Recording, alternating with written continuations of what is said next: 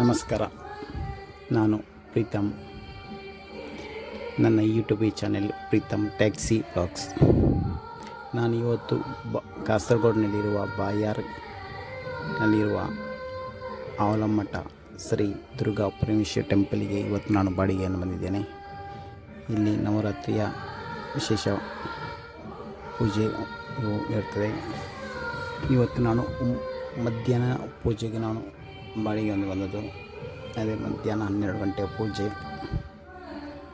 ಆ ನಂತರ ಊಟ ಎಲ್ಲ ಇರ್ತದೆ.